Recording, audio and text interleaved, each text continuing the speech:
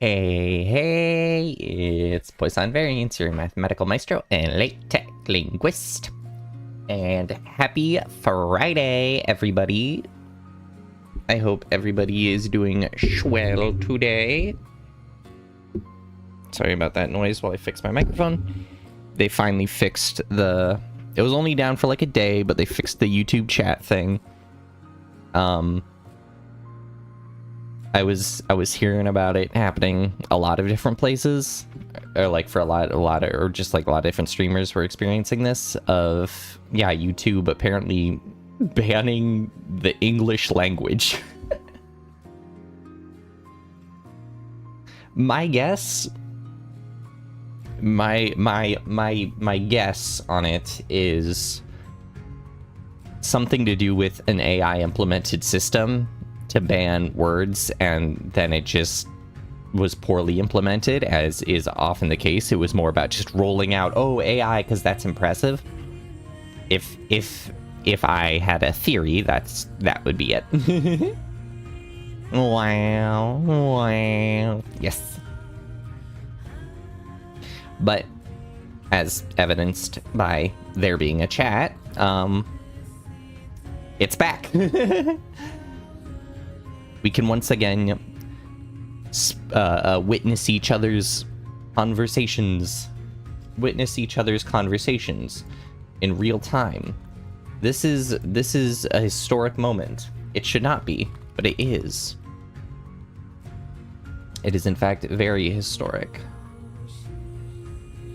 No, we're not going to speak Chinese now. Sorry, but that's not happening. Anyways, I'm gonna stay in English.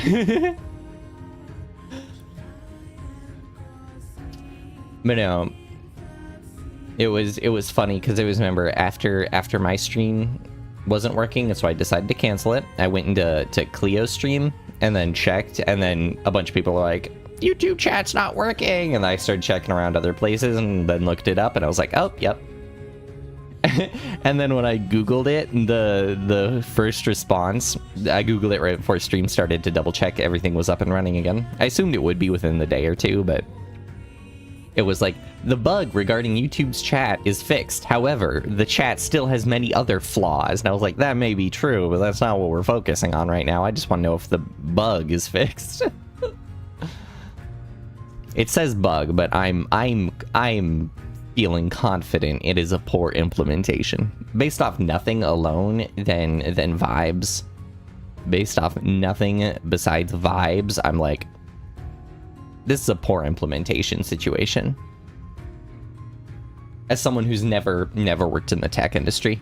As someone who has never ever worked in the tech industry. Car crash? No, the thing is, on my way to and from work, there were like 3 or 4 different cars that had ended up in accidents.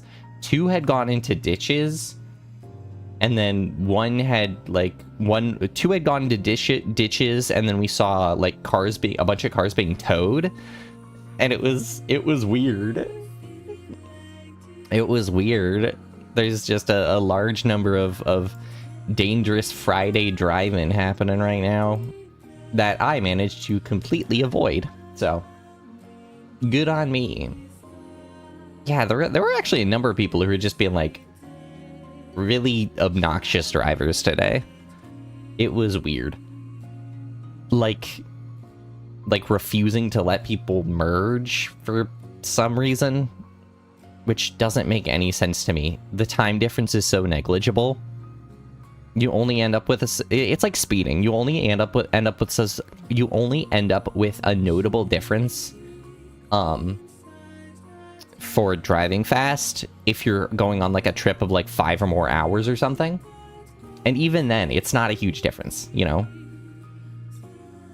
You're really in everyday travel, speeding gives you epsilon difference in travel speeds. But yeah. their news site saying the bug was an AI moderation feature making totally unforeseen mistakes. That was my guess.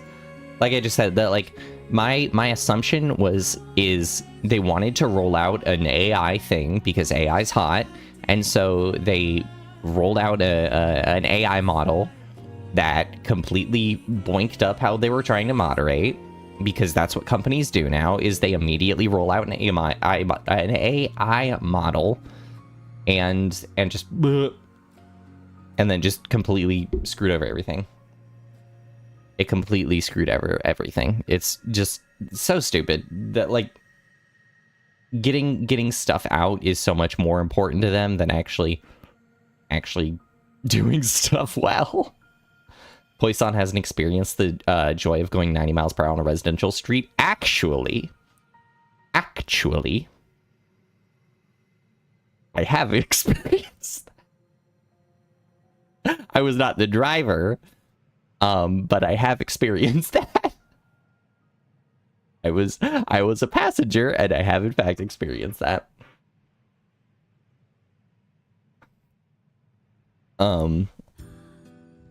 The year here, let me set the stage a bit for this story. Let me set the stage a bit for this story. The year was, I want to say 2017. Hold a minute.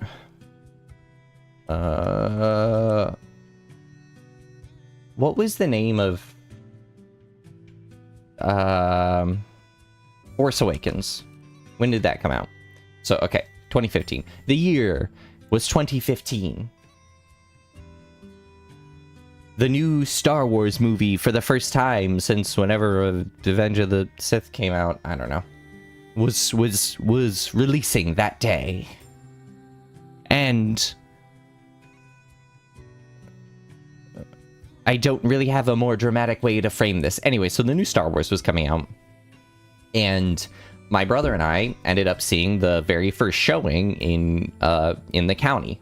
Like we went to a theater, the like 9 p.m. release. We went, we saw it. It was the first one. Very exciting. But my sister had also wanted to see it. However, she was busy, wasn't able to see the first showing. And it's Star Wars. It's exciting. You know, we were young, we were kids. And both he and I were like, well, we'll see the second showing with you. That'd be fine. My sister has a tendency to be very late. And she has a tendency to drive very recklessly. So she was late in getting, so we get home from the first Star Wars showing, and she's like, all right, I'm ready to go. Let's go to the second one. But we have to go pick up my friend. So we go to pick up our friend. We're driving down. We pick them up. And we're like, oh crap, the movie's gonna start in like 15 minutes. And we're, say, 20 minutes away. Cue going through the 35 mile per hour zone. We're going about 80.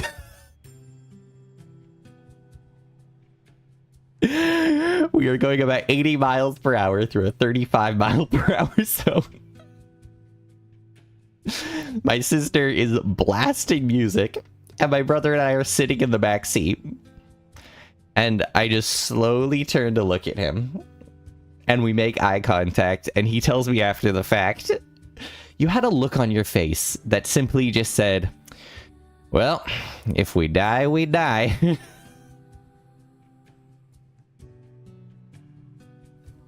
And that's how I ended up going incredibly fast through a residential district, residential area.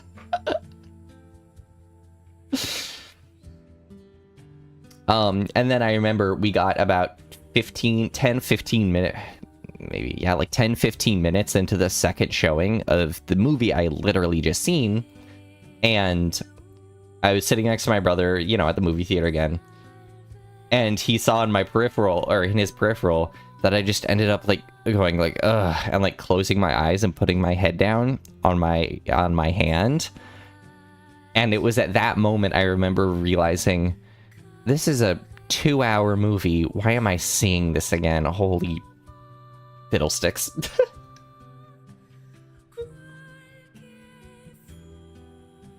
But it was exciting. Star Wars was back. Yeah. Now I couldn't care less. But when you're however many years old I was at that time, very big deal. It was Star Wars. It was Star Wars. It was valid. It wasn't that valid, but it was... It's a fun story, if nothing else, for a movie that I don't really remember. They're chatbots that can write AI training code by using the button that trains AI models on an online build 7 years ago. Oh, Jesus. That's what we need. That's what we need in our recursion. We need recursive AI models. Oh, boy.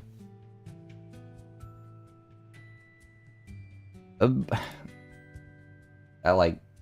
The car ride was probably more fun than the rewatch. That's what I remember. I remember the car ride. I don't remember most of that Star Wars movie. I didn't even end up seeing the last one. I saw... So, like, I loved Star Wars as a kid. Like, I remember getting these books from the local library that would, like, have all this, like, trivia, like Star Wars trivia and different things, the names of background characters and all this stuff. And stars have guns? No, but they do engage in aerial combat. And so we get these trivia books. And so years later, my brother and I are talking, and he's like, you probably know more Star Wars trivia than you realize. And I was like, no, I don't. You know, there's no way I do. And he goes, okay. Who's Wat Tambor? And I stare at him for a second. And I, like, tilt my head. And then I do, like, this little motion, which is the, like, where a guy, like, twists a knob on his chest. Which is the one thing that Wat Tambor does in any of the Star Wars movies in the prequels. And he goes, that's exactly right. I'm like, what the hell? Why do I know that? But I don't care about Star Wars anymore, and I didn't even bother watching the final movie, and I haven't watched any of the shows. Or I saw Force Awakens, I saw Rogue One, and then I saw whatever the 8th one was called, and then I stopped watching. Should call shotgun next time your sister drives you anywhere with a deadline. I just prefer not to drive with her ever. And considering she doesn't live near me or she lives like over an hour away now, I seldom engage in opportunities to drive with her. So I have no desire to.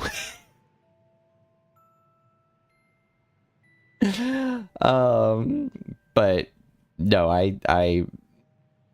I have no desire, and I would not like to drive shotgun with her because I feel like, God, the last time I did drive with her, we were going hiking and we were coming down from a mountain, and the mountain roads often have a lot of curves, like twists and turns, and I got very sick feeling very quickly as a result.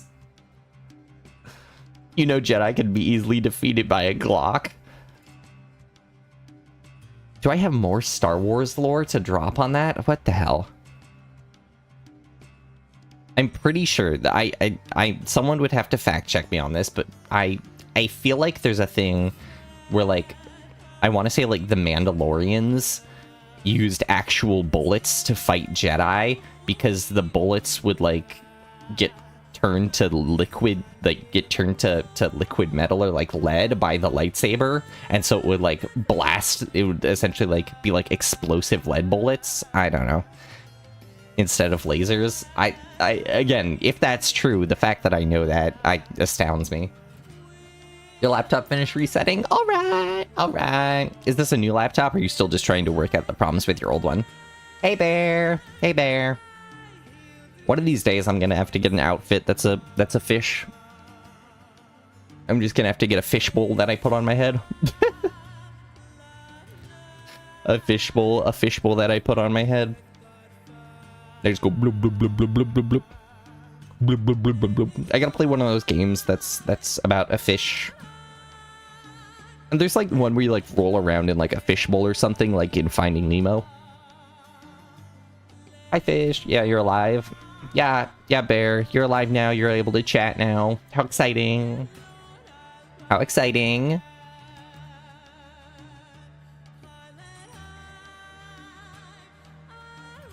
How exciting, you can now chat again. Basically, the lightsaber can't deflect bullets, so they tried to deflect when they would get a face full of molten lead. That's what I was thinking, yeah. I'm like, that was like the logic for it. But yeah, I have no idea if that's right or not. I just feel like that's somewhere deep in the Star Wars lore that's stored in my brain for some reason. It's the same one. Good on you for doubling down on fixing it. I am very much a use what I have kind of person. Like, I used a monitor for years that could not turn off or on. I would have to plug and unplug it because it was always on. And that was my solution. You're in the final stages of rendering the drawing, and it's me in a fish suit. Oh my god, I can't wait to see it. That's so cute sounding. I'm so excited. I can't wait to see it. Kind of cool how fish, cat, and the axolotl are LGBTQ icons to a small degree. Are they really? Is it because the axolotls are pink and blue? Are they transcolotls? Is that why? Listen. The trans color scheme, like the trans flag color scheme, kind of slaps, so just saying. It's, I love it. I like, originally one of my go-to color schemes for my design was gonna be that color scheme. I decided not to. I decided I really like the juxtaposition of the like red, the like pinkish red, instead of just full on like pastel pink. But I didn't know the fish and cat are LGBTQ, are like pride icons.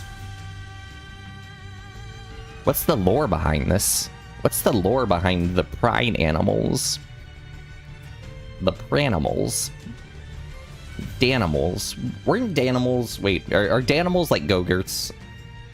I feel like I remember seeing ads for those on like Saturday morning cartoons. Danimals, kids, yogurt, and smoothies. Danimals is an American low-fat drinkable yogurt launched by Dannon in 1994. Its packaging is decorated with pictures of wild animals and is popular among children and in school lunches. One variation of the product is Danimals Yo Tubes, which lets kids squeeze out yogurt out of a tube. The same design concept is used in Danimals Squeezables. The Danimals Crush Cup was a similar product that allowed consumers to squeeze yogurt out of a specifically designed cup without the need for a spoon.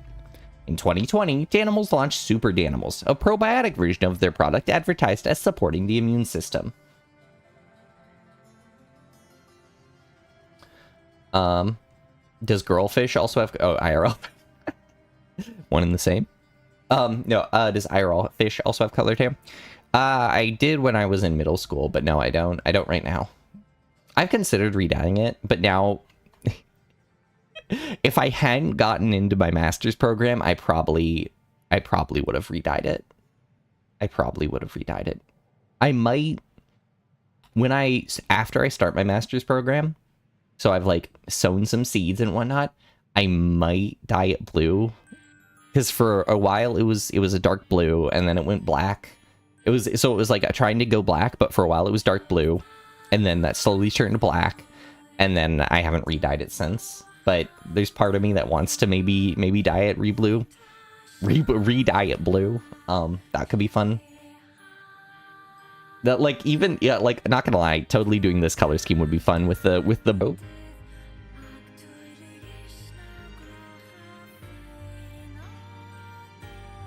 Are we back? Did stream crash for you guys for a second there? Did stream crash for you guys for a second there? Because it crashed on my end. Like all the connection really wonk. Why does that sound familiar? Yeah, I don't know who that is.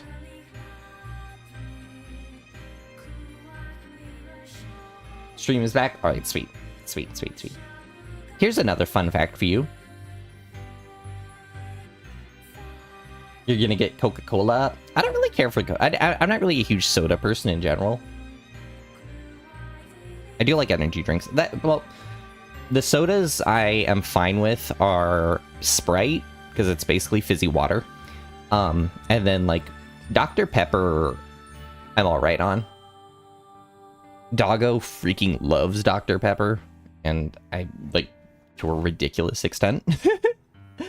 So it's always funny to like open the drink fridge, and there's just like mountains of different Dr. Pepper flavors, and I was like, well, I'm stealing one of these. And I just walked up to them and I was like, I stole a blackberry Dr. Pepper. I don't care. Here's another Danimals fun fact for you. Danimals used to have 14 grams of sugar per serving, but in 2013, Dannon cut the sugar in the product to 9 grams per 50 calorie serving, accounting for 72% of the total calories. Their fruit flavors do not contain any real fruit. As of 2019, their products are non-GMO project verified. Those are some more Danimal fun facts for you, because the Danimals Wikipedia page is still open on my screen. You know, I want... This is a complete offshoot, but I just looked down at my keyboard and it made me think of it. I want a 60% keyboard that's like extra clacky. And I know exactly why I want it to. Not for any real use. I have no use for it. I use the numpad all the time. I use home, delete, end all the time.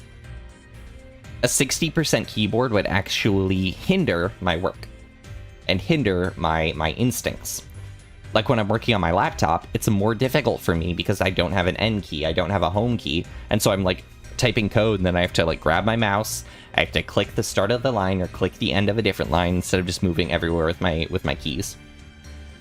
But I want a 60% clacky keyboard. Really bad. They're relatively cheap, but I know better than to just like spend money on it. Alright Bear, thanks for stopping by. Glad you could stop by. There's a very specific reason. There's a very specific reason. Yeah, Bear, I'm very excited to see how it turns out. So we're gonna hop over to the other screen. It was nice saying the routine greetings. It was good to see you again. It makes me happy that you could come by and say the routine greetings. Most efficient keyboard would be keyword with every single Unicode character, because what if you need a Unicode character? You can just find it without copy pasting, you know? Or you could memorize... or you could just memorize the alt code. I have certain alt codes memorized, is what I would say. I think 234 is Omega. Let me try it. Alt 234. It gave me D. Oh, no. 234 is Omega. 324 is a capital D. The thing is, there's some alt codes that they say are correct and are not. I don't know who they is, but whoever they are, they're trying to start stuff. I'm gonna hop over to my gen overlay. We have here the thing that makes me want the keyboard though is this video. The thing that makes me want the keyboard though is this video that is currently blocked. Yeah. Look at this. Look at this beautiful... This is less about the 60% keyboard, and this is more about the fact that it's a clacky keyboard. Yeah, you can dial the clackiness. That would be amazing. So it's a clacky keyboard. Look at how cute it is. And then I see people's little clacky keyboards, and I'm just like, I want it. Not all Unicode is in alt code. Chromebooks, however, you can do anything with Control-Shift-U and then put the number in, boom. You can do a similar thing on Macs. You can do a similar thing on Macs where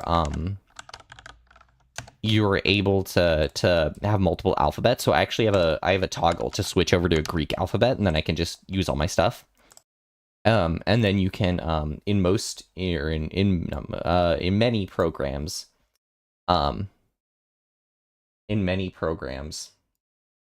you can just go ahead and enter an equation editor, enter a LaTeX editor. So that's really nice for one of the reasons that Macs are just like make me happy. I really wish there was a Mac gaming PC. I need to start switching over to Linux. I need to do it. I want to do it. I was actually thinking about doing the stream today on Linux, but I didn't have enough time to set it up. I just need to bite the bullet and actually do stuff. Not be lazy, which is very difficult for me for some stuff, but I digress. APL languages uses Unicode characters, so there's specialized keyboards for programming in it. Ooh. I wonder how much they cost. It's completely within my power to Google it. I won't Google it.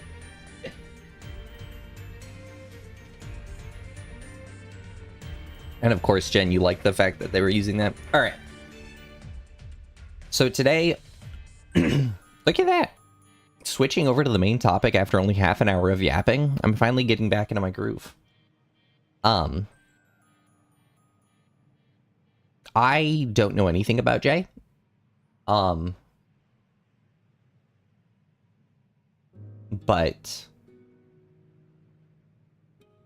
running Linux J code on Linux first time might have been a bit advanced. Thankfully, I'm using just a playground editor online. So hopefully it makes things easier. But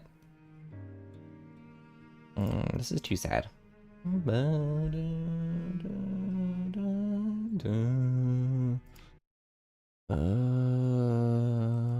do the FF14 version of Kaine.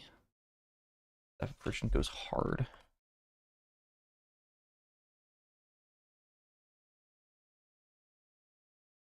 Oh wait, not that. Oops. Oh no, yeah, that's the right one.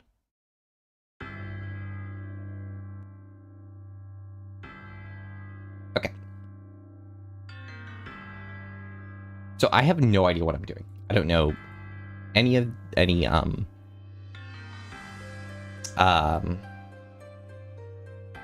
syntax. So we're gonna start at part 1.1, the basics.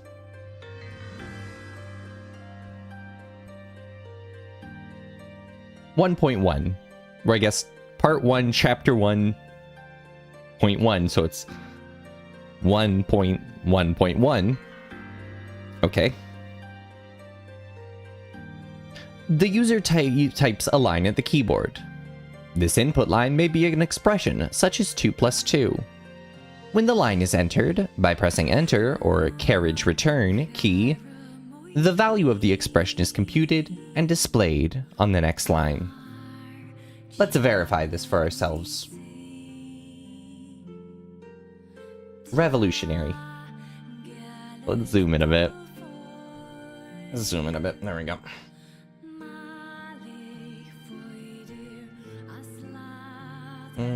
I'll do it like that.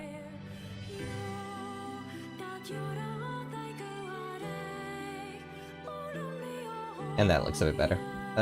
There we go. Arithmetic. Oh, this is actually different. Try the expression at meow.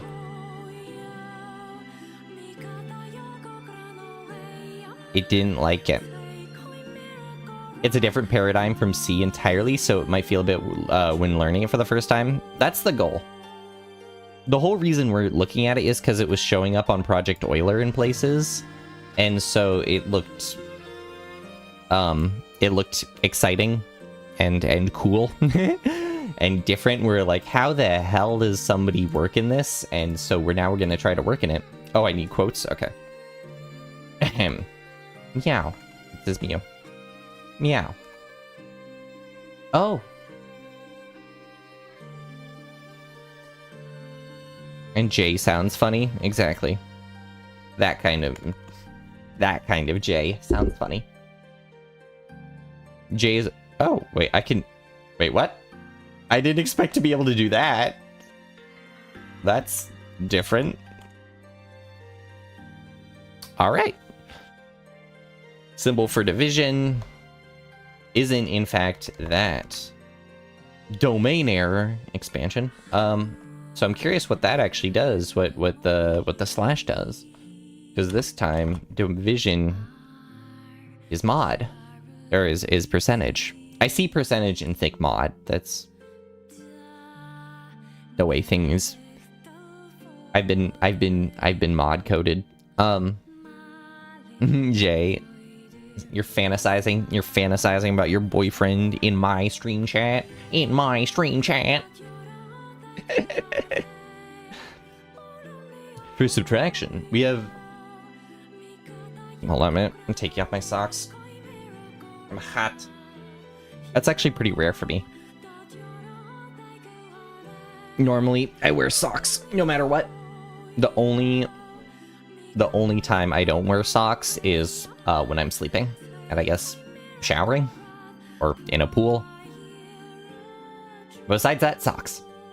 Jen and Jay start with Jay. It all started with Jay. It all started with Jay flirting with Jen. And thus, they became J and J. Or as we call them around here, JJ. We don't, but now we do, but now we don't. You remember seeing a lot of assembly in Project Euler, but not much J? When we were looking at other way people were doing problems, there was like 1 or 2 people who kept using J to run it, and I'm like, it looks very fun. All right.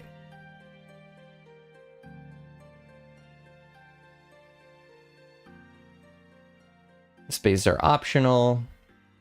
Oh, and we represent negatives in a different way. I remember seeing a lot of assembly, or assembly looks like Chinese. Yeah, assembly is scary. The fact that Hikato, Zaka travel? What is that? Zaka travel? I can't really tell because the lighting. But thank you so much for this. Thank you. Welcome.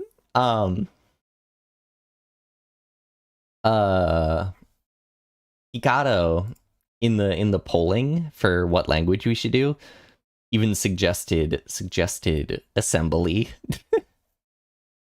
And that was so funny to me. I'm like, just thinking, no. I just no. We are not going to do assembly. Absolutely not. Oh my god, I know what I should do. Because we're vibing. Zaka Travel 07. Okay, that's what it was. Well, Zaka Travel, welcome! Okay, so we do negatives. They're represented by an underscore. That's fun. Power function is caret. That's good. I'm glad I can just do, like, 2 power 3 instead of having to do that. Oh! I didn't expect all this.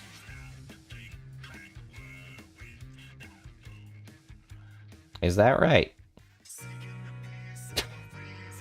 That's what I get for clicking on a neural network. Okay. For now, we're just gonna clear all. We'll get back to that. Oh, and then the square of a number is asterisk colon. Cool. Very cool. Well, now we have to immediately test some stuff.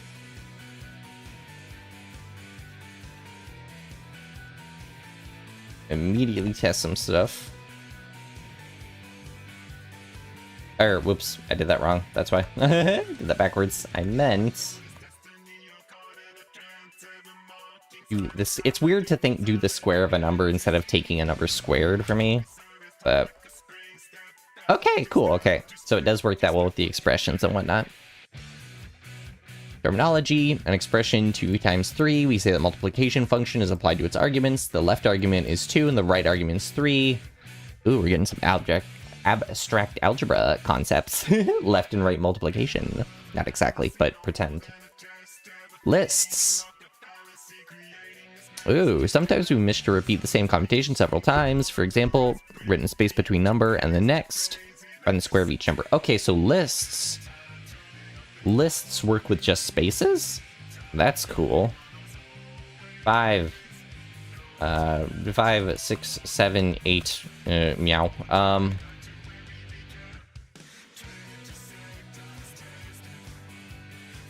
And someone direct. Let's see what happens. It didn't like that. Interesting. Its mission's become complete. Assembly was invented by Kathleen Booth. Before that, you would basically use ones and zeros. Well, I'm glad I stopped doing... Did you guys see the video I sent in the Discord? It was interesting. It was, the name of the name of the language was straight up something like brain Fuomoko. And it's like just ones and zeros and shifting along tabs of ones and zeros.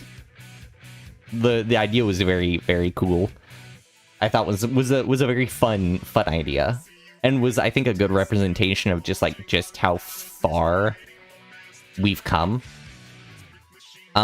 Just how far we've come as in terms of programming and whatnot. To think that, like, that's straight up how stuff was running.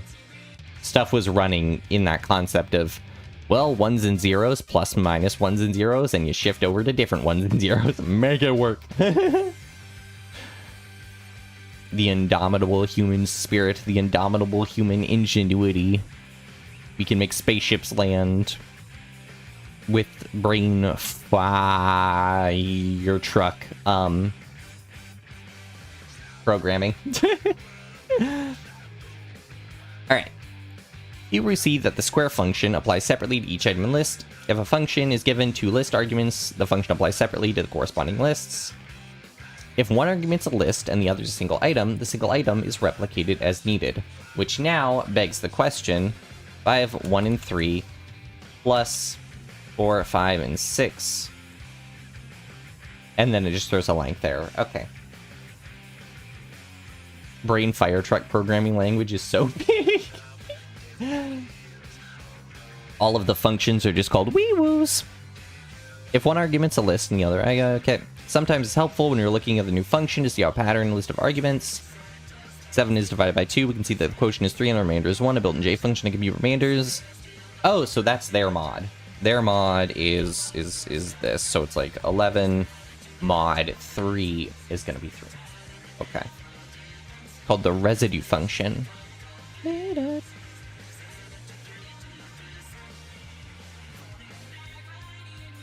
Or is it... Wait, did I understand that correctly?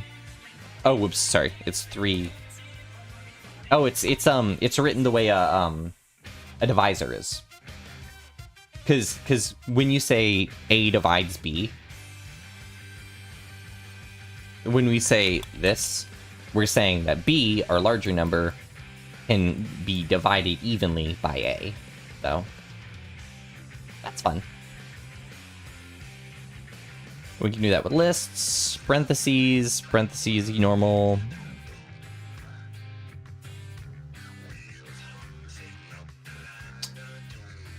That means 9, yeah, parentheses function how they would think. Follow PEMDAS. Alright, so this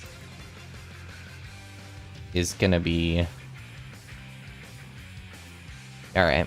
So defining variables is going to be a bit different. That's funny. Actually, that actually makes sense. In math, think about it. In math, you're like, you write, you know, x can be defined as number of squids or something. So using kind of an inverse, we're saying 100 is now defined as x. Kind of makes sense, I guess. And then y defined as x squared. And then what if I just want to say what y is? Oh, oops. No, that's weird. X, there we go. Hey, I found out what the Alt button does. That's fun. This actually turns into like a... I should do this more often. Hold on a minute. This just turns it into Mac. Ah, but it doesn't stay.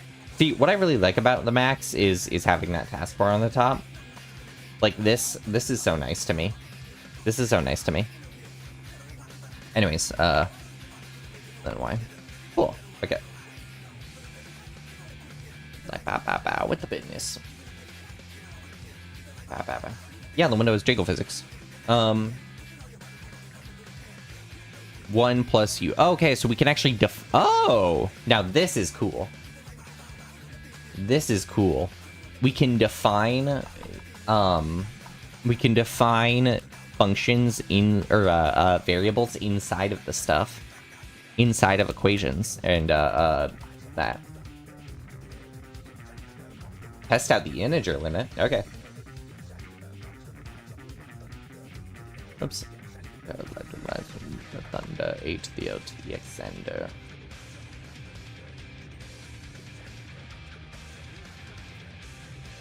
You didn't like that. You didn't like that.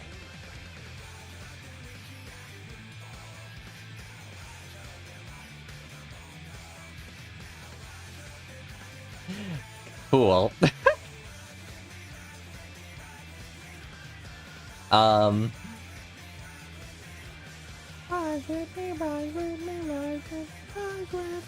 guess how would I do it in a less obvious way? But that actually says a lot.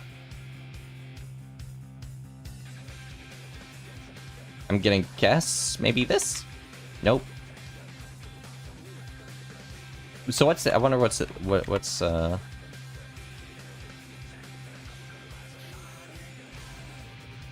gonna do it 2 computers.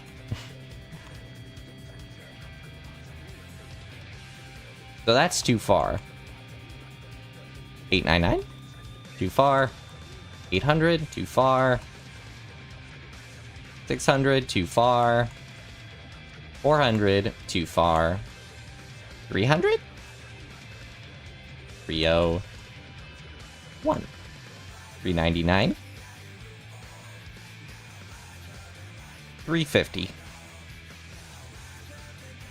330. 329. 322. 320. 320. 319. You think 303. 304. Well, 304 worked, so 303. Oops, I meant do 311. I think it's 3. Is it 310? 309.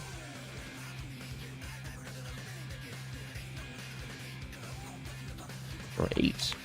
Alright, 308's the limit. You're hoping you could use a binary search so you can make a punny remark? Go ahead and make your punny remark anyways, Jen.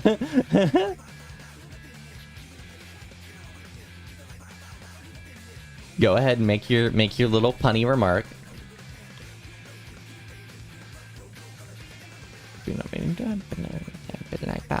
With the business.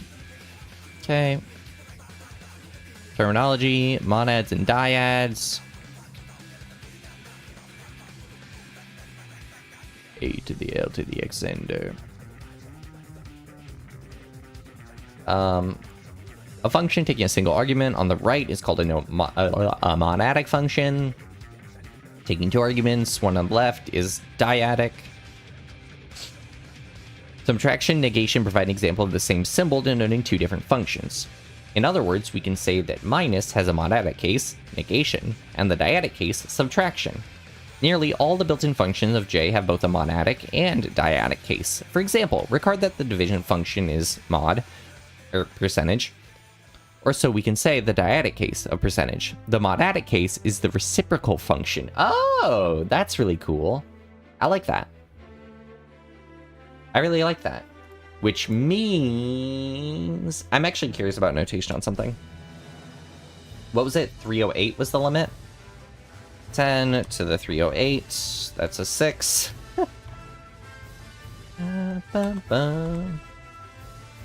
Okay, so that's how it denotes it. Cool. That's good to know. I'm still waiting for that punny remark from Jen. What was the punny thing you were gonna say?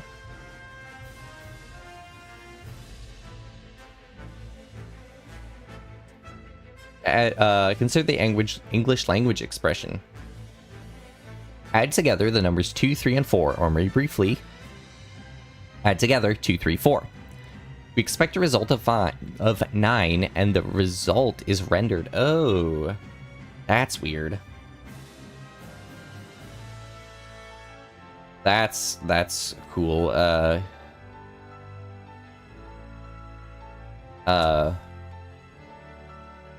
But that's interesting. And then you can do the same sort of thing with multiplication.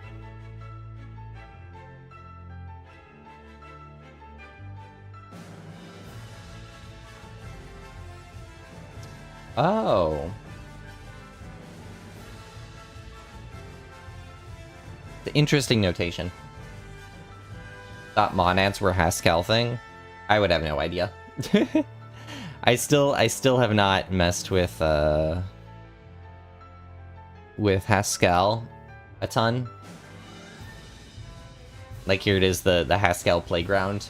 I haven't messed with it a whole lot. I was considering getting into it more to do stuff in Project Euler, but it turns out that Python's able to catch those numbers. I don't know. That's what you can map functions and operations. Ah. Let's see if we get an exact way. It's called insert.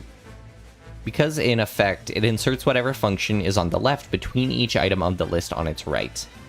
The general scheme is that if f is any dyadic function and L is a list of numbers, then f, insert L, means that AF, BF, FY. Okay. So that's easily how I can immediately think of it in vector notation. Immediately think of this being translatable directly into vectors. So that's cool. Do that. Oh, okay. This is gonna be used to. We don't do equals equals. We do 1 equals 1, 2 equals 3, 6 equal no. And so that's cool. So this is all the traditional stuff. Which numbers are greater than 2?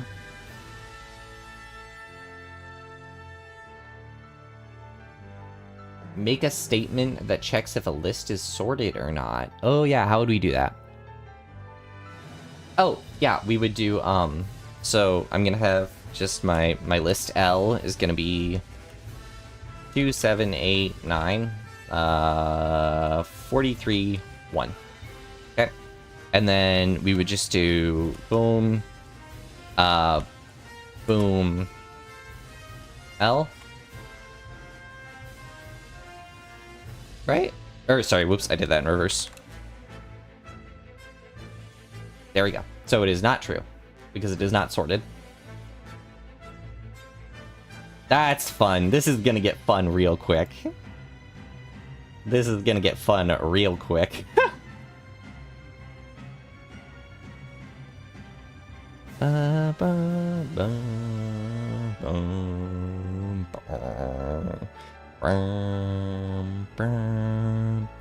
The first, second, and last is reported by the ones, and there's a case that all the numbers in X are greater than 2.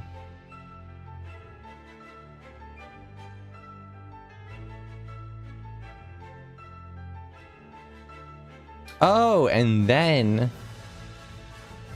Ah! This is cool. That's another way to do it.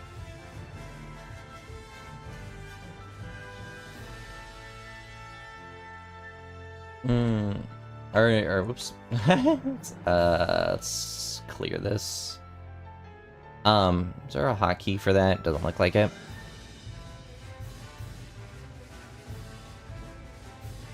So if we do again a list to be something 2, 5, 1, 9, 9, 8. I meant to say 8, so that. And then we would say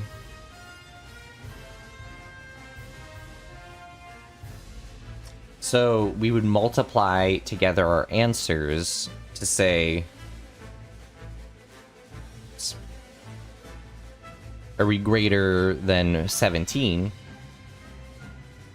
Well, that's not what I meant to do. Oops, I meant to do L greater than 7, yeah. Yes, yeah.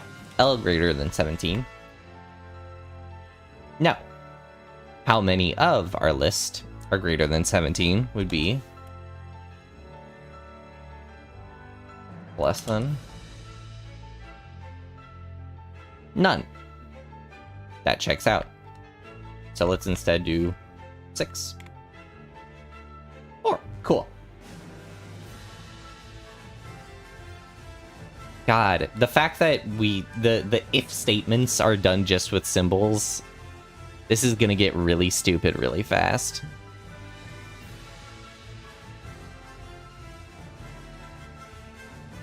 Oh. How many numbers are there altogether in X? We could add the ones together and X equals X. That's cool. That's a smart way to do that. I like that. So that tells us that it has 8 terms. This is so cool. You're getting so many different operations from just like just the list comparison purely symbolically is so fun. Gives the length of a list. Oh, that would make life much easier. Typing J expressions, and results follow each other down the screen. Let's show the last few lines. Bop, bop, bop, bop, bop. Sometimes in this book, I would like to show a few lines such as these, not one below, but side by side, as each represents. Type in an assignment does not show the value. Nevertheless, an assignment in this expression has a value. Now, as again, might be helpful to see or remind of the values or so I will offer them showed. Okay. Boom. What to listen to? What to listen to? That'll work. Returning now to the built-in function. Suppose we have a list, then we can choose items. Yes, no, yes, no. It can be represented list in zeros, called a bit string, or a bit list, or a bit vector. There's a function, dyadic, which can take a bit string as left argument to select only chosen. Oh! This is cool. So then let's mess with it more. If I want to say select only the elements that have that are greater than 6, how would we do that? We would say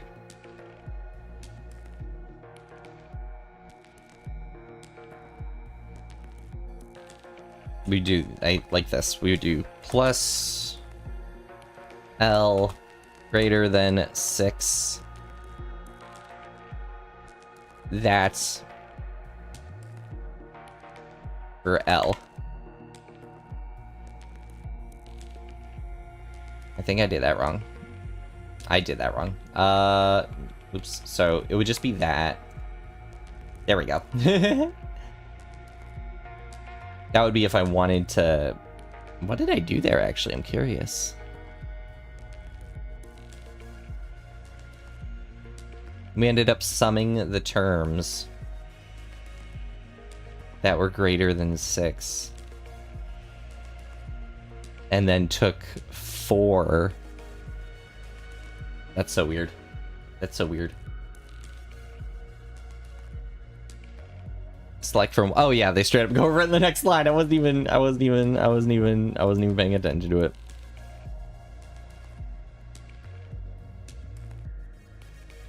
I wasn't even paying attention to it. Alright, we can Control C stuff.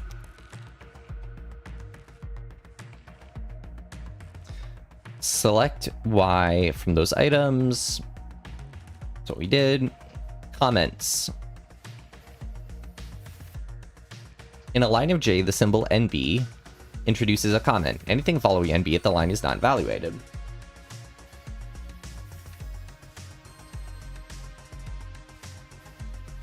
Oh boy, here I go commenting again. What does NB stand for?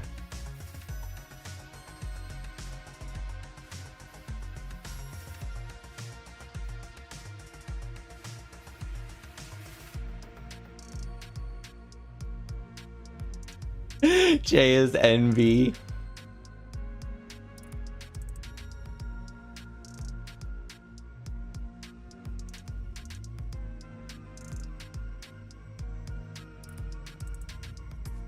There we go.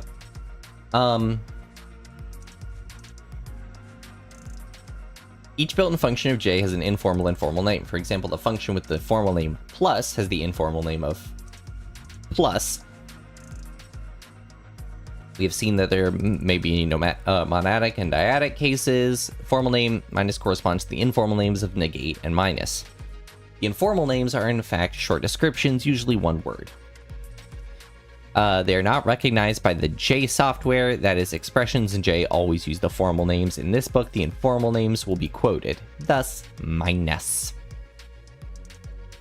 Nearly all built-in functions of J have some formal names with one character or two characters. Examples are that and that. The second character is always either a colon or a dot. Okay. A two-character name is meant to suggest some relationship to a basic one-character function, thus squares related to times. That makes sense? Excuse me. J functions tend to come in families of up to 6 related functions. I really like that because that's a very interesting way to make use of your tools. Make use of very limited tools to, which I think speaks to the whole language. One symbol, or it's just permutations of symbols. Permutations of 2 symbols, and you're able to get 6 different functions, or 3 symbols, and you're able to get 6 different functions out of it. That's cool. Okay, so dyadic means larger than. Oh, that and monadic means we will come back to later, so that I guess would be useful maybe in skipping or some sort of loops. I'm curious how they would implement that. That monadic, the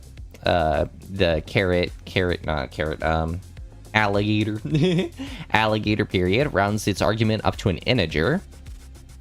Rounding is always, oh, that's your ceiling one. Dyadic selects the larger of its 2 arguments. Oh, that's weird. Oh, because there's spaces there, so there's spaces.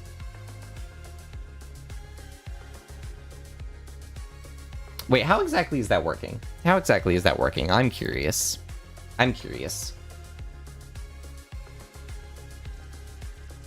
So it has this example, you know. One.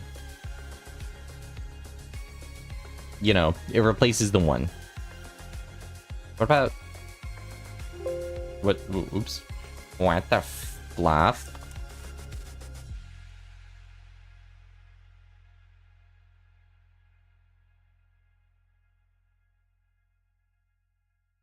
I have no idea what just happened there. Oh wait, whoops. That's a true false. Never mind.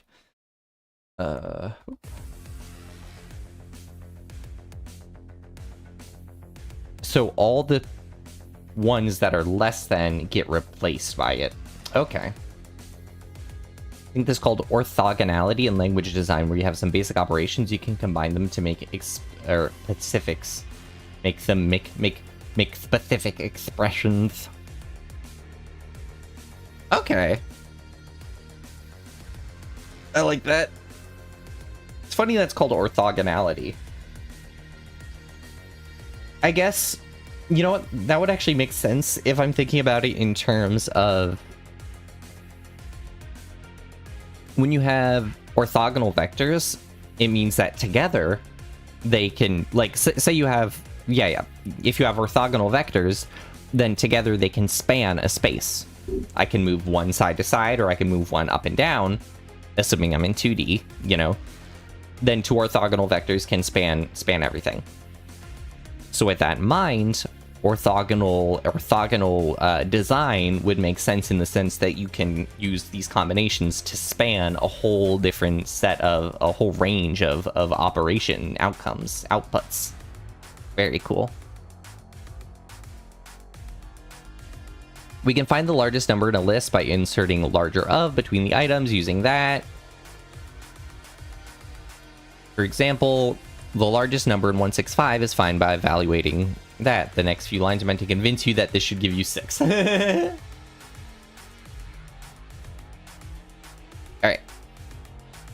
So the 6... What I also like about this is you can very clearly break down the visuals of how it's working with the components you're already using. There's no real abstract thought put into it. So far, the abstractness can be split up in the same way a mathematical operation would. You don't have to wrap your head around it unless you want to. Like, the way to wrap your head around it is to expand the operations. Again, the way you would mathematically with a formula or an equation. Really, it's an expression, but because there's no equal sign.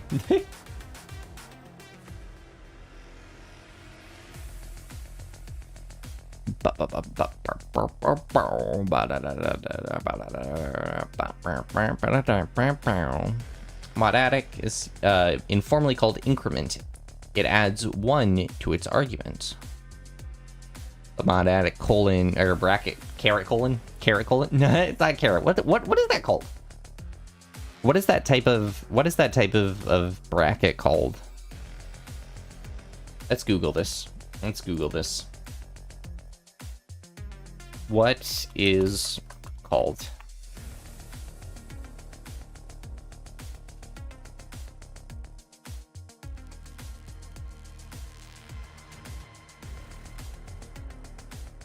Oh, it's just called a left and right angle bracket. They're called angle brackets. That's what it is. Angle brackets. Okay, that, you know, makes sense. Checks out. The science is in. It checks out. Incrementing. So this is how you could do like a for loop kind of thing, or I guess a while loop. Cool. And that's larger equal to. So let's actually go ahead and do that. Let's make a while loop.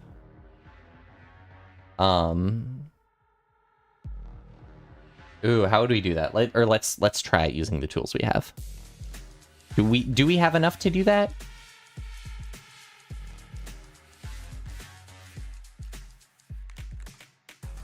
So the piece we do know is this will increment it by 1. Of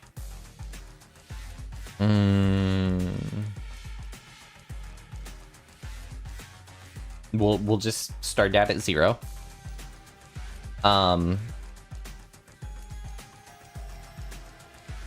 Oops, that's supposed to be oops. Oh, actually insert on, I think. Yeah. So if we're incrementing by 1 across... Oh, how would we do this?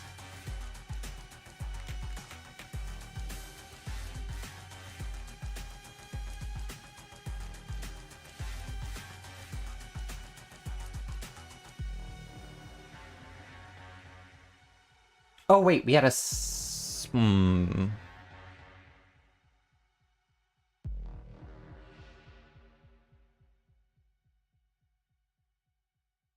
I don't know if we have the tools for it just yet. By the way, this incrementing thing is going to be fun. Alright, I'm gonna be right back. I'm going to run to I'm gonna call it an idle meeting, but not an idle. A math conference. Gonna run to a math conference real quick, I guess. I'll be right back.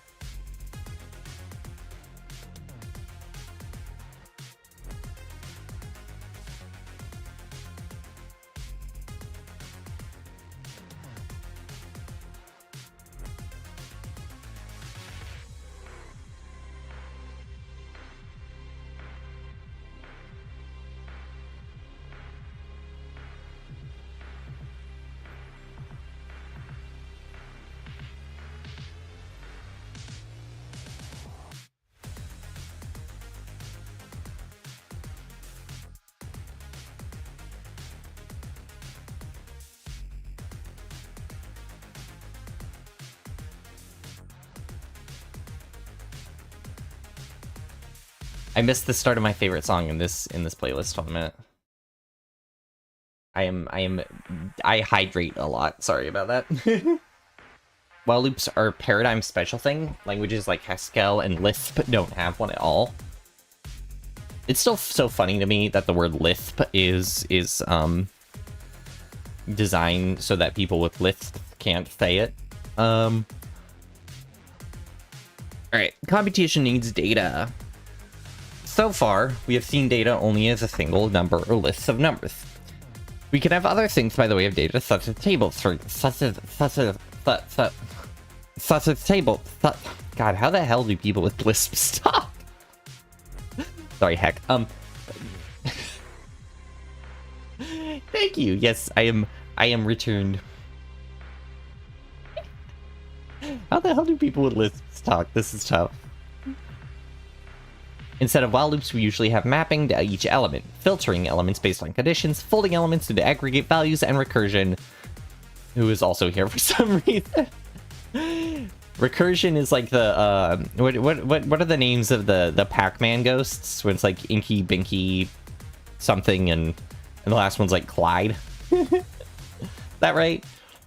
But aren't they like Poinky, Woinky, Moinky, like the 7 dwarves, but there are 4 of them and they're not dwarves, they're ghosts, and the last one's named Clyde, just like the dwarves? You know what I mean. Or maybe you don't. Anyways, I have to go back to figuring out how people with Lisps talk. No, but, mapping, that makes more sense. Because thinking about it from a mathematical perspective, no one maps. Nothing in map. Or sorry, we only map. In math, we map. We don't do while loops in math. You don't say run until. Yes, you do. Well, no, you don't. You do for loops. You do for loops in math. You do summations. You do series. But you don't do while loops. You don't have a stopping condition. Your stopping condition is asymptotes. So I guess that? I don't know. While loops do seem to be less of a... They fit less cleanly into a math-based concept, I would say. Anyways, we can have two other things of data, such as tables, for example. Things like lists and tables are called arrays. A table with 2 rows, a table with, say, 2 rows and 3 columns can be built with the $sign. I'm having too much fun. I should not be getting this much joy out of just using a Lisp to read stuff. I would definitely prefer, if I had one, I would definitely prefer to have a front Lisp instead of a side Lisp. Even if, like, such. How the hell do people say such when they have a front Lisp? Such as. I'm not trying to be mean, it's just, it's difficult. I'm curious about the life that those with different experiences than myself have.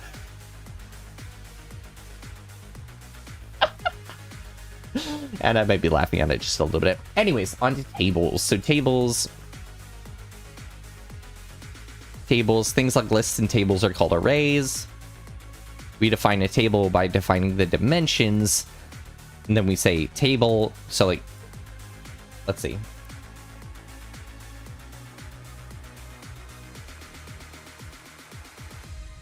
How about do people with lists say such? I assume they just say like this, like that, like this or that. You know, 6 or 7.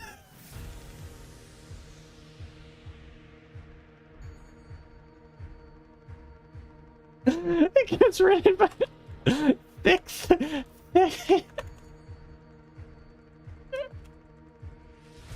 That's how I...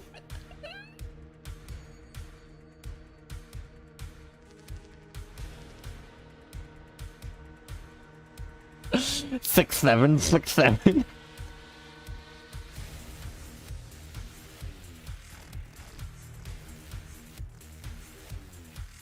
Man, I wish this game was better. It's got such vibing music. So if we make a tableau,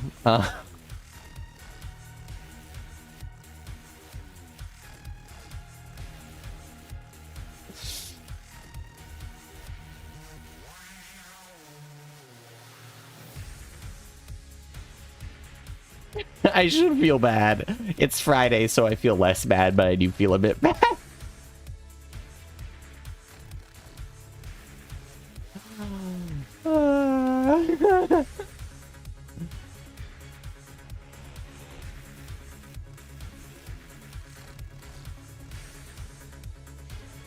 So then if we print our tableau here. Cool.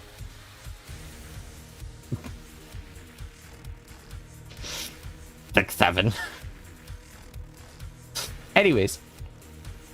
The scheme here is that the expression, yeah, this is our dyadic, builds a table.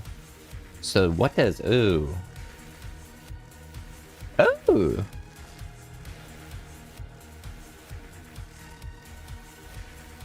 This is cool. That's so cool.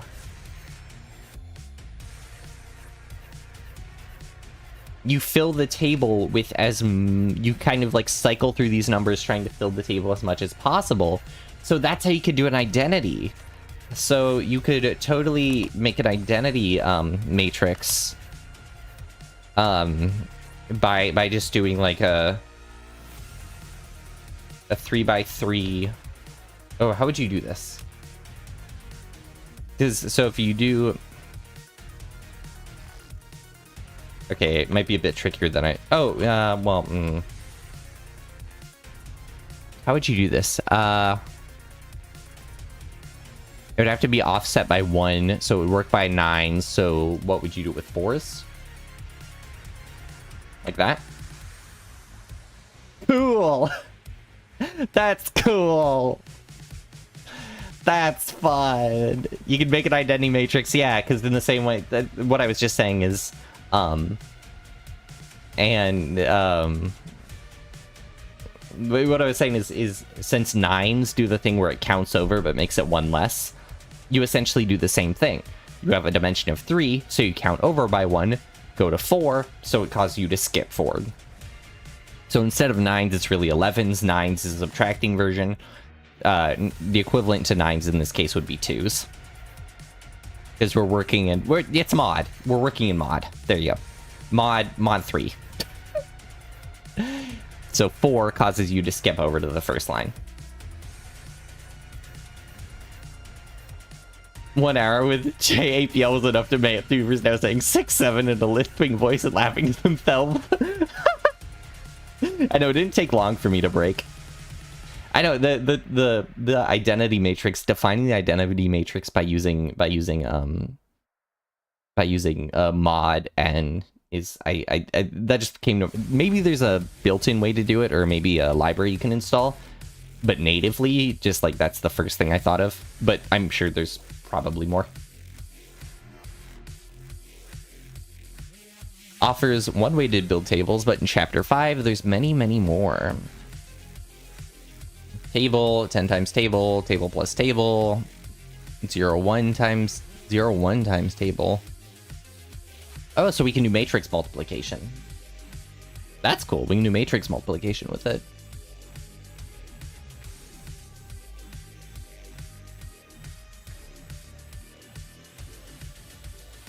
Excuse me. I like that. The visuals are a bit messy. That I will say. That's something that I don't... That's the thing that I find so user-friendly about something like Python, is that its syntax visually is great for somebody to understand the concepts. It's not as robust, I guess, in certain ways, but understanding it from an outside perspective takes significantly less work than perhaps this. Because the whole reason we're doing this is seeing J code in Project Euler forums and being like, God, I love my model so much. Hold on a minute. Let me just take a minute to stare at my model. It's so much fun to just do faces. I was thinking that when I was waiting for stream to start. I was just like...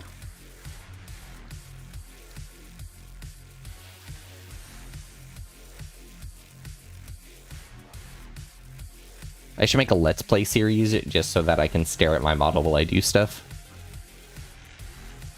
I should just run a stream that's privated.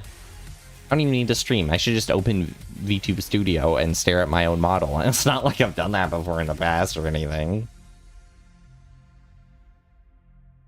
Who would do that, right? 6, 7. Okay. That's matrix multiplication.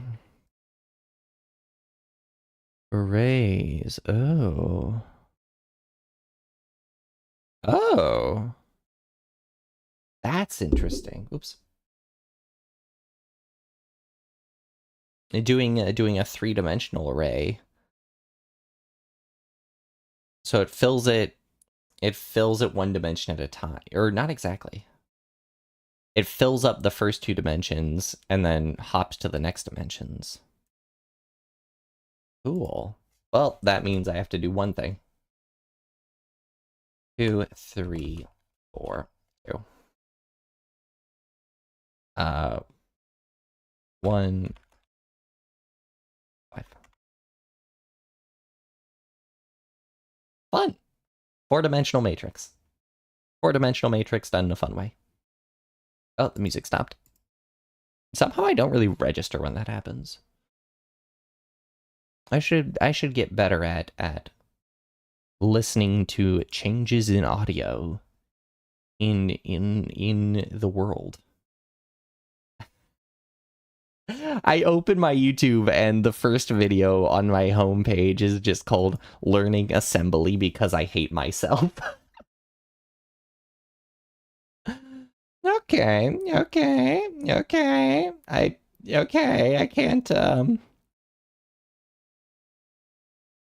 I can't argue with that.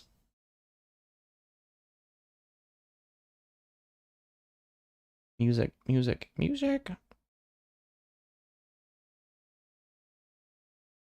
Where's not terrible music? Please. All I want is some passable music. Final Fantasy 14. That's what I'm gonna do.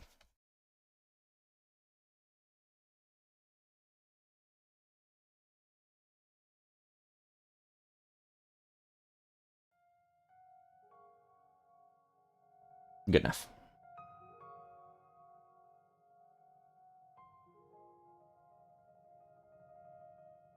Okay, back to it.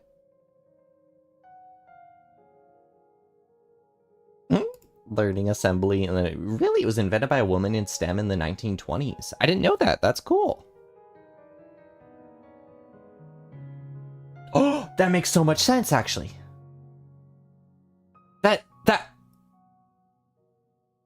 That makes so... Holy shit. I just had an insane revelation. So assembly is invented by a woman in the 1920s. But really, it's invented by a woman. It pushes us away from binary. Assembly is the bridge. Assembly is the bridge from binary into modern programming. Why do you think all programmers aspire to be femboys? Because they want to get rid of the binary dynamic. Programming's inherently feminine. Modern day programming's inherently feminine. So men will automatically turn into femboys as they do more programming. It's unavoidable. It's the natural course. It makes so much sense. Wow. Really puts it into perspective, doesn't it?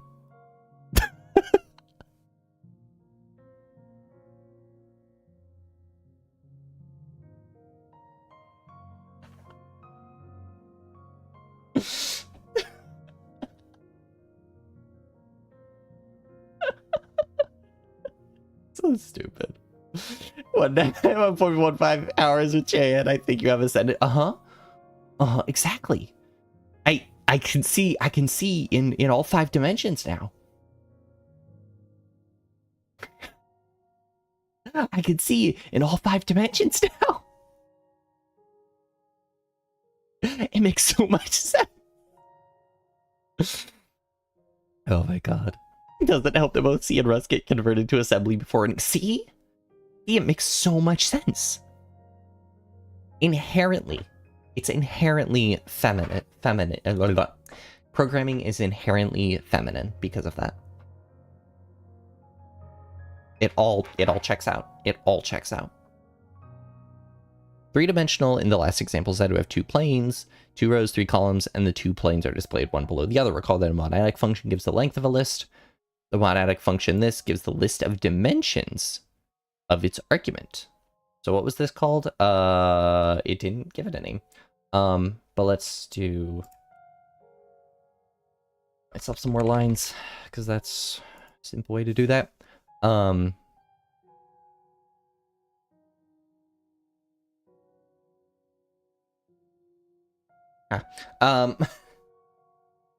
wait, that's L. Whoops, I meant I lost my $sign.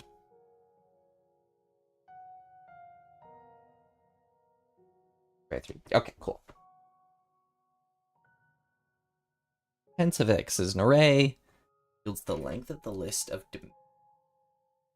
oh, so then we can find out how many dimensions we have. Man, this is so cool. I'm really enjoying this. This is so cool. And like you said, yes, it is helping me ascend. Helping me ascend with the new Tuxbite, thank you so much for the sub. Thank you so much for the sub. I appreciate it. I appreciate it. Thank you, thank you, thank you, thank you, thank you. Thank you. Thank you. Thank you. Thank you. Thank you. Thank you. Thank you. I'm having a stroke. Alright. Let's go back to whatever we were doing before. This is too slow. Do AR music. Okay, there we go. Still slow, but a bit more up. Alright, as we were. 1 is the list, 2 for a table, so on. If we x to be a single number, then the expression gives us 0. Because there are 0th dimensions in a constant. That... Well...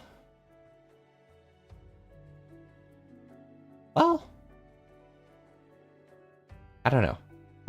How do we feel about that? How do we feel about that?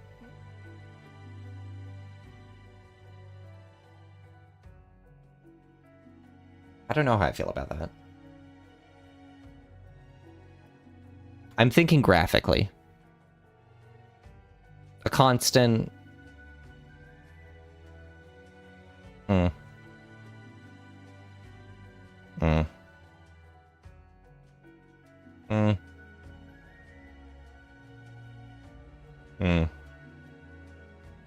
How many dimensions does a scalar have? Fair enough. You know what? Actually, that's a great way to think about it. That's a way to think about it. If we think about 5x, we're manipulating the x dimension. If we think about x times, or 5 times x, if we think about x times x, x times x, then we're thinking about x, or like r2. If we're thinking about 5 times x, we're just thinking about r still, but scaled. Okay, yeah, all right, that checks out. I like that idea. That's a good way to think about it. How many dimensions does a scalar have? That's... My brain was just like, I was thinking of like x equals 5, but no, that's still a plane. That's still in a dimension, but we're not thinking about a dimension. We're thinking about scaling a dimension in that sense. All right. Good looking out for me. Much appreciated. Purpose to mean that while a table has 2 dimensions, listed one, a single number is none because the dimension count is 0. A data with a dimension count of 0 will be called a scalar. We said that arrays are days with object dimensions. Scalars are also arrays. The number of dimensions being 0 in the case we saw that we can include a scalar is no dimension. Given there must be 0 length or an empty list. The length of the we can say the general expression to from the list for any number. I'm reading fast. The value of an empty list is displayed as nothing. Fair enough. Notice that the scalar, 17, or sorry, the scalar 17, say, is not the same as a list of length 1, or a table with 1 row and 1 column. The scalar has no dimensions. The list has 1, the table has 2, but all 3 look the same when displayed. And it comes down to, yeah, I guess how we would treat them. A table may only have 1 column, yet still be a 2-dimensional table. Here, T has 3 rows and 1 column. Yeah, that's why, because you can always continue to stack rows on it, even if you're technically columned. I feel fine with that.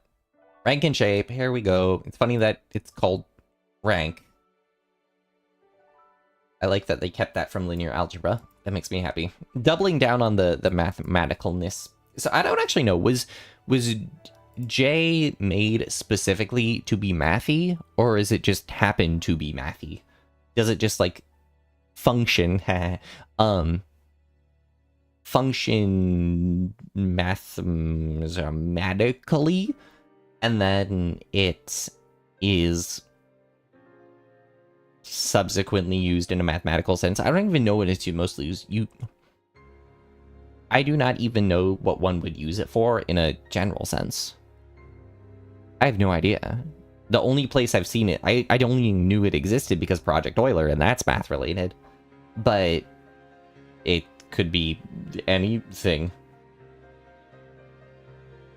Right after showing stuff like add and subtract, they're like, alright, time for linear algebra and matrices. I mean, yeah. That's how any comp sci class works. That's how any comp sci class works. That actually, funny enough, when the first time I took linear algebra in college, because I had 2 different linear algebra courses. There was an intro to linear, and then there was linear. Intro to linear ended up not focusing on any of the theory. It was just about matrix operations, essentially. Like, we got through our intro to linear class, and nobody knew what a basis was. So when we took the actual linear, our professor was like, you guys should know all this. And everyone in the class was like, we were taught none of this. We were not taught what a basis was. We were not taught what spanning sets were. We were not taught any theory. It was a quote-unquote linear algebra class that was straight up a matrix operation class. And it was fully online during COVID, so that didn't make it any easier. But I digress. APL was used by a mathematician going, I need a calculator so complicated nobody can use it. Of course, it's genius. If my own private calculator, I'll hide my own calculator in my computer. Nobody will be able to stop me. So stupid. That's exactly what happens. I'm betting you're right. All right. The property we call a dimension count is J is called by the shorter name of rank. It's like if and only if, of and only of. What would that even be? Of and only of, if and only if, of and only of. Well, oh, actually, of and only of would be like distinctly in a set. If and only, or it would be like, I guess of and only of, yeah, the way I would interpret it would be if something's in a set and only in that set. There can be no other sets with it existing. Ooh, I feel like that's a question for a topology. Where's Jay when you need him? Where's Jay when you need him? If we're talking about topology, he's not even here. God. APL stands for a programming language. That hints at how old it is. Oh my god, I didn't actually know that. That's really funny. Yeah, I'm a professional in APL. Like, you know, a programming language. It's It's my calculator. Not chat. Okay. Mathematical terms of vectors and matrices correspond to what we have as lists and tables. An array with 3 or more dimensions will be called a report. Oh, sorry. Something in my throat. A summary of 3 terms and functions for describing arrays is shown in the full table. Okay. So if we have a scalar, the shape of an empty list and it has a rank of 0. If we have a list, it has a shape and has a rank of 1. Table, shape, rank of 2. A report, shape, rank of 3. Which, all this stuff we pretty much already tested with our own messing around stuff, but whatever. You know. How well did my eye rolls track? Hold on a minute. I feel like they track pretty well. Ugh. If you ever get sick of me, or if I'm ever getting sick of you, you'll be able to tell.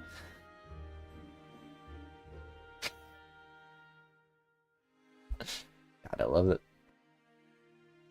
The table above was in fact produced by a small J program, is a genuine table of the kind we have been discussing. It's a shape 6-4, however it is evidently not just a table of numbers since it contains word lists, numbers, and so on. We now look at the arrays and things other than numbers.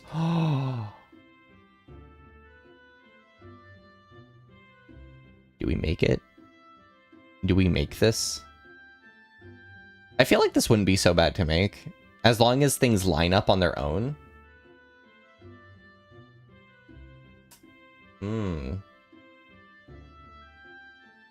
If things line up on their own, it shouldn't be so bad, but I straight up don't know how one would do it. Because it seems like, I don't know if these are variable or not, or if they're replicating on their own. Are these manually done, or is this a function to make it not manually done? This is, you know, all just white space. I feel like there's probably a way to replicate the white space to loop it, to replicate these until it fills the space, but I don't know how I would do it yet. Alright. Arrays of characters. Characters are letters of the alphabet, punctuation, numeric digits, and so on. We can have arrays of characters that just have been arrays of, just as we have arrays of numbers. List of characters is entered between single quotes, but is displayed without the quotes. For example, my 10 years in a quandary. My 10 years in a quandary, which we already experimented with the phrase. Wow.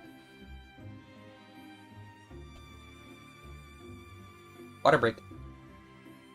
There you go. Hydration break. I don't know.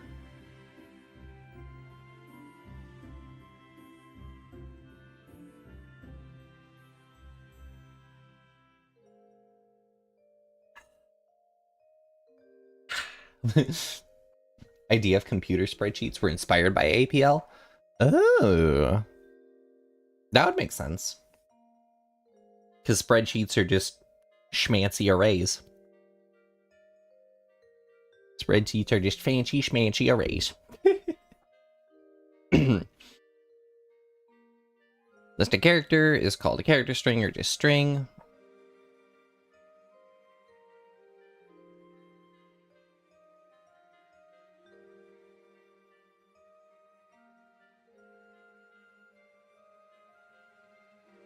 This psychs me out.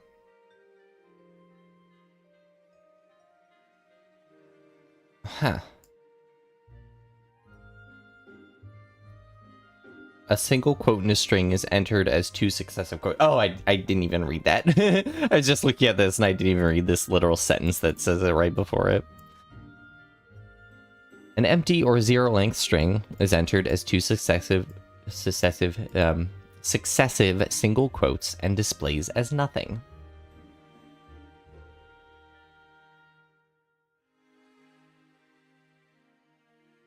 Oh, okay. At this point, it'll be useful to look for some functions when dealing with arrays. J is very rich in such functions. Here to look at just a few. The built-in function of comma is the append. Oh! Well, that's convenient. In the same way that you would see it in a print statement in Python, which is my frame of reference and will continue to be as such. That's cool. So like,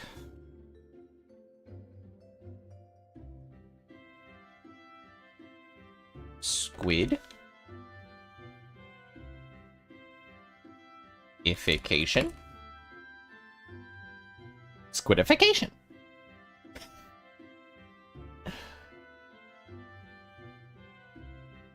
So we can join different terms. 1, 2, and 3. We can append it to a list. We can append list to that, 0 to 0, x to x. Cool. Cat dog, rat pig. The append function can make 2 tables and join them together to form an end-to-end long table. Cat dog, rat pig. Oh.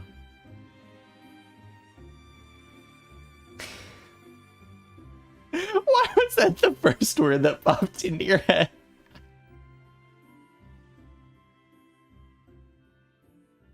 So the reason... So whenever I need a test word, this has been the case since my first computer science course. I need a word. Whenever I needed a word to test something, like I needed a string to test something, I would always use squid. Squid was always the word. I just chose it one time, and I've stuck with it since for a number of years now. I guess that would have been in like 2019. Yeah, 2019. So for the past 7 years now, squid is my go-to test word. And I needed a word to pair with squid. You know, it's not so bad. Right, that's right, that's from Futurama. That's what that's from. The squid phrase squidification. It's like a disease in Futurama where you slowly turn into a squid. Or no, you end up turning into an octopus, but it's called squidification. What I like here is that this I find cool. So we make a table, and then it pertains to the number of characters. It doesn't pertain to, like, this whole string gets logged in as characters that are meant to fill this table as much as possible. I think that's cool. Like, the potential usefulness of all these things. Like, it all, for me, it all dials back to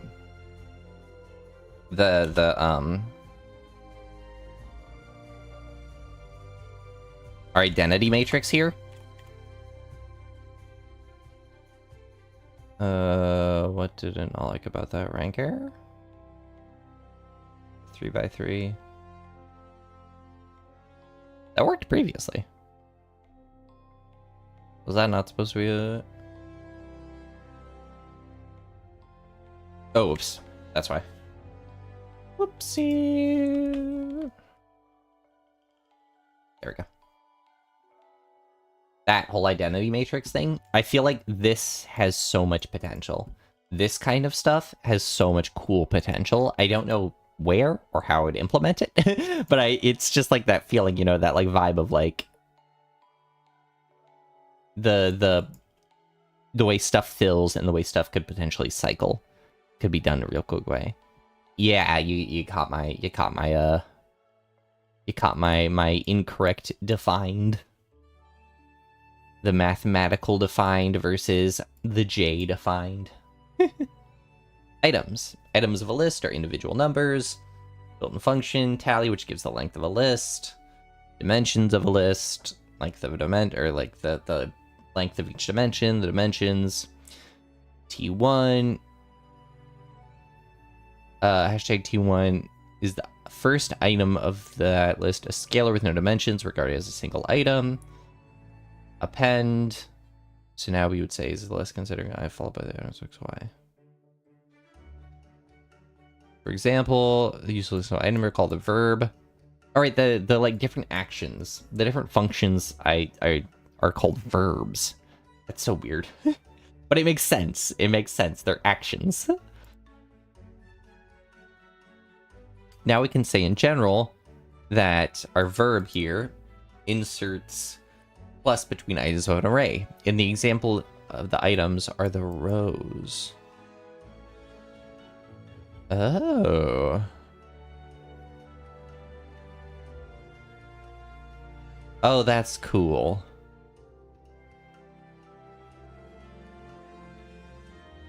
So this is how we can sum across different dimensions.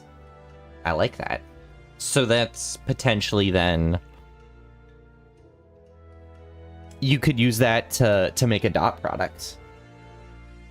You can use that to make a dot product between vectors very easily. That's so cool.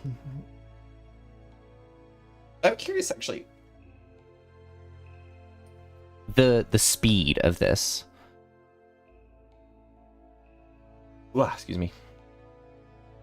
The speed of these things, because they're not calling functions or anything. It's just these processes, and you just learn to write in these types of processes. Types of originality in languages is really cool, but kind of sad since the only reason they're not widely used is that they weren't made in corporate environments. Yeah. Which is unfortunate. Because there's so much cool potential. There's so much cool potential. And I would love to get proficient. I would love to get proficient at something like this. Because, so like, being like good at Python, you know, being good at Python is something that's like, oh, this is a really useful and cool skill. That's cool. It's not crazy. It's not out of this world. Then when you get useful at or get good at something that's like this, where it's kind of just syntax, or something like assembly, where it's, I have no idea how to read it, then that's a flex. That's a flex. Where you can be like, I'm gonna just drop this nonsense that does exactly the same thing that your readable code does. Except it's readable to my code, just happens to be readable to a fraction of the population. And I think that's a special flex that hits a bit different in its own way. So that's cool. This can be definitely used to sum across dimensions and whatnot, which again, a lot of potential. Now we look at the selecting the items from a list. Positions in a list are numbered 0, 1, and 2, and so on. The first item occupies 0. Left brace called from. Okay, so this is from. We define it as there. From the start. Okay. A position number is called an index. The from function can take as left argument without a single index or a list of indices. Ooh. Well, then this immediately begs the question.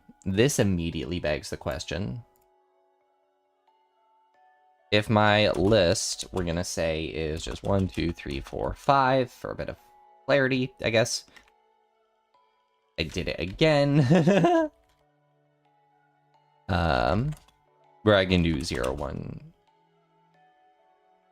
2, 3, 4. Okay. So then if my index is 1, 4, 2, then can I do index from list?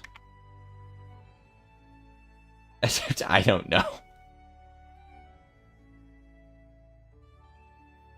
My instinct was to type IDK instead of index. There we go. Cool. It's really funny though, because to do this same thing in holy sugarcoat. Oh my god.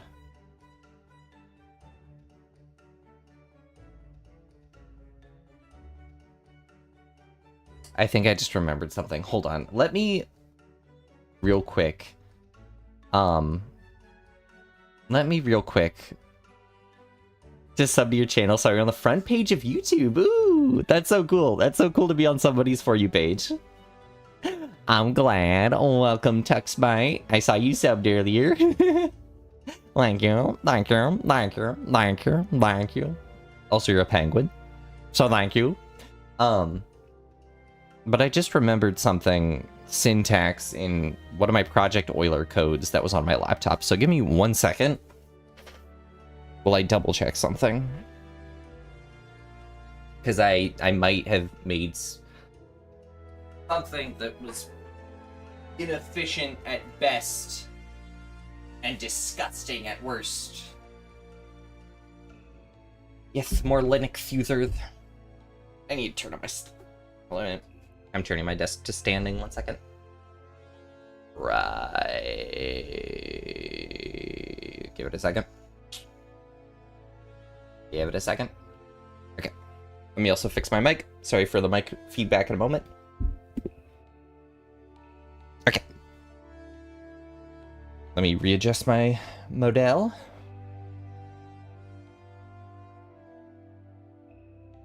Model has been readjusted. Alright, let me double check. This is just a little bit of Project Euler code I wrote yesterday. I want to double check something. Can I just do this? Is that valid? Yeah. That is not valid. Okay, never mind then. Is that really the most efficient way to do that? It feels gross. Weird. Weird. Anyways, let's keep reading. A position number is called an index. We already read that. There's a function, built-in function, letter I dot. The expression I dot n generates successive n integers from 0. Ah! Cool. From 0, so this is my range function, more or less. So like 3 plus, or 3, let's do times I dot 6. Cool. I like that. I like it. I like it. So yeah, essentially a range function letting us just count. Where's my mouse? If X is a list, the expression generates all possible indices into the list. With the list argument generates an array.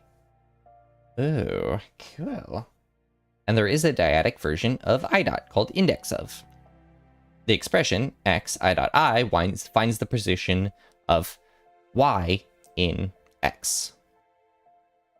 Wow, so it's like a dictionary. I like that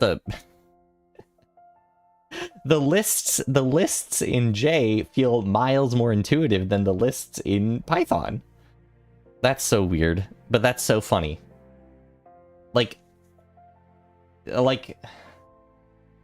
list is yeah, like you're using a list as a list, using a list as an array, and you're using a list as a dictionary. All at once. It's just whatever you need it to be. Cool. Now I really want to get into this language. This is so cool. I want to write stuff in this language. Oh my god. Do I take a break from doing... Because what I try to do is a few Project Euler problems a day. Do I want to take a bit of a break from that so that I can learn J? No, I should do them side by side. Side by side, so that... But I was like, that's really cool. That's really cool. Okay. Okay. And way more intuitive and prevents... Instead of math errors, like it prevents what's the word? Syntax errors kind of stuff. So who knows? The performance question you don't know about speed, but RAM usage in these languages extremely low. Bingus. Awesome. See, that's just another reason. It's not doing a bunch of superfluous bull honky. And so the potential. Awesome. Static version, index of, yep. The index found is the index found is the first occurrence of y.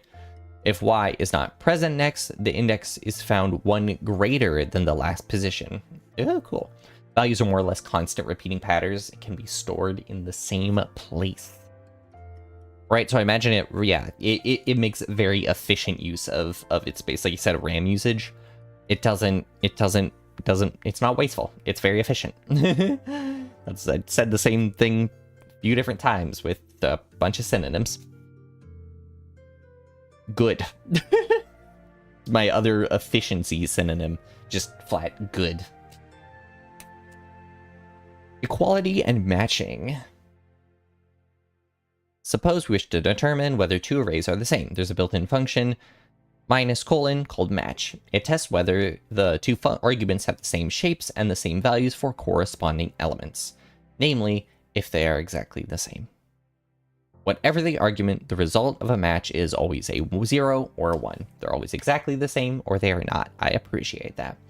Notice that an empty list of, say, characters is regarded as matching an empty list of numbers. That is interesting because in both cases they're just like null. They're void. Two words that mean different things in programming languages that colloquially are used more or less the same. That's funny. Because they have the same shapes, and furthermore it is true that all corresponding elements have the same value because there are no such elements, there's another function called equal, which tests whether arguments for equality, compares arguments element by element, and produce an array of booleans of the same shape as the arguments. Alright, cool. Consequently, two arguments of equal must have the same shapes, or at least in the example y equals 2, compatible shapes, otherwise an error results.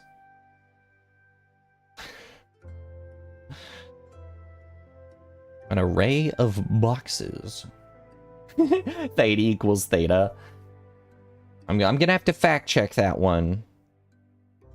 But maybe. But maybe. But maybe. Linking. There's a built-in function, semicolon, called link. It links together its two arguments to form a list. A list.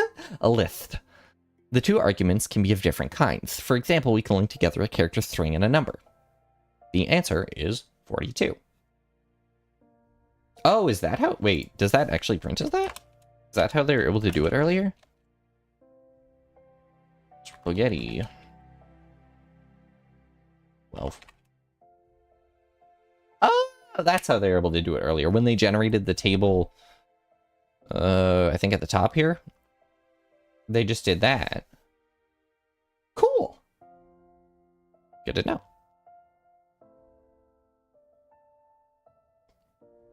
Box is a scalar, and it's called a box, and it literally draws a box. How convenient. A box is a scalar, whatever kind of value. A box is a scalar, whatever kind of value is inside of it. That is a... A box is a scalar, whatever kind of value is inside it. How do you... I know they're programmers, but... Maybe it's an ESL thing. Maybe it's an ESL thing.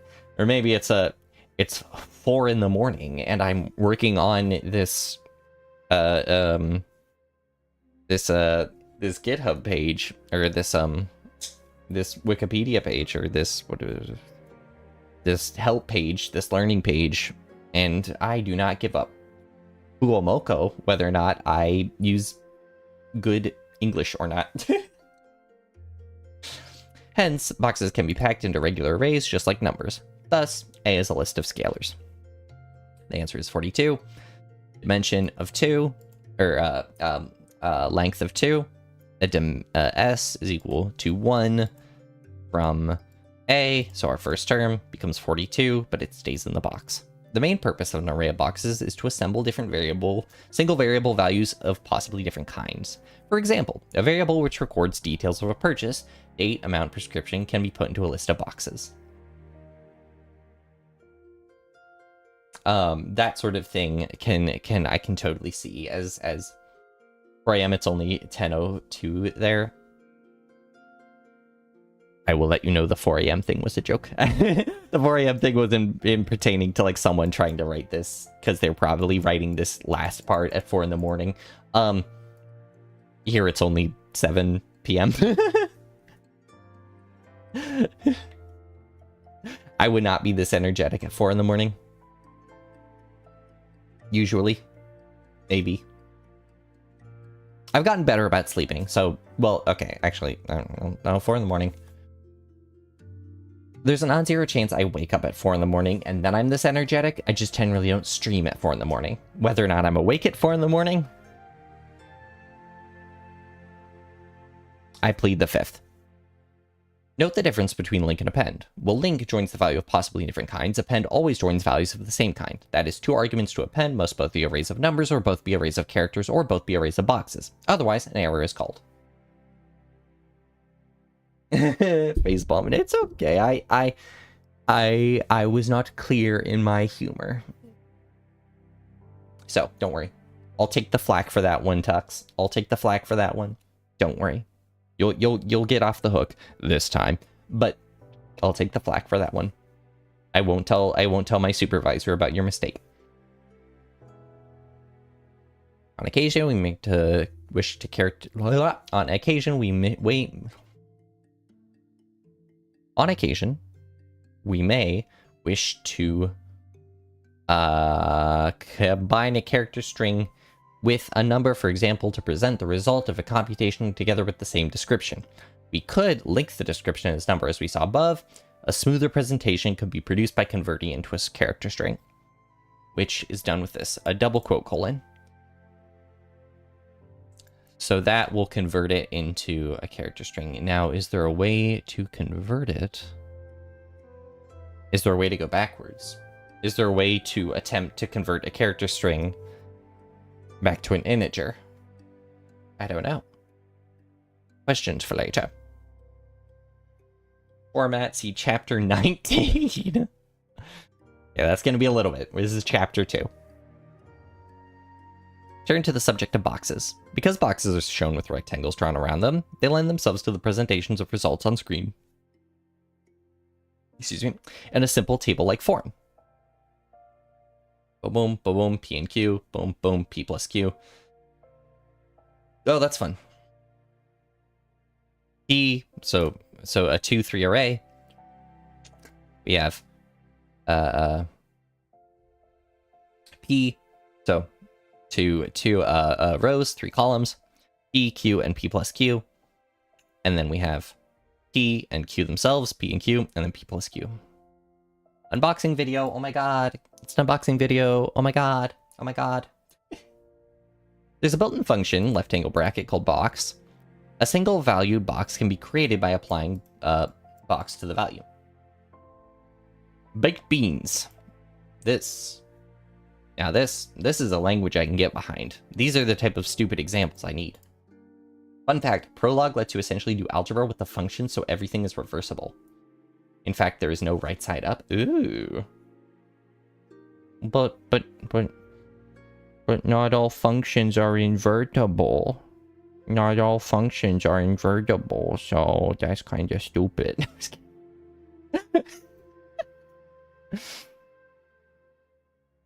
To be fair, you didn't say inverse, you said algebra with the functions. Which you mean operation A, like turning f of g into g over f kind of thing. I get that. Not necessarily inverse of functions, but rearranging functions. Algebra of functions, not inverted mapping of functions. Okay. Baked beans. So we can put a box around a phrase or something by just doing that. Cool. Although the box may contain a number, it is not itself a number. To perform computations on a value in a box, the box must be, so to speak, opened and the value taken out. So we have box is left angle bracket and open is right angle bracket. So if B is in the box, then we can take out B like that. Oh, that's a cool idea. Yeah, funneling in and then funneling out. I like this. I like this. So then, put in 1, 1. Boom, boom, boom. Then we can append them all as a box. That's cool.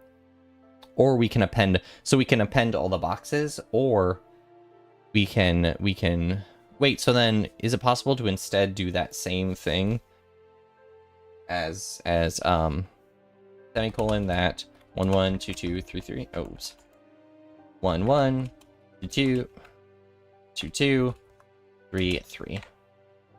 No, it puts it in between them individually instead of putting them in between the different sections. So what if I did this 1 1?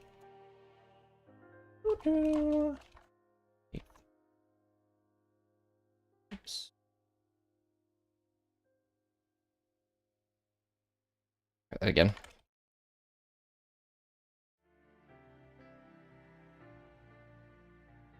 Okay, no, it does not like that.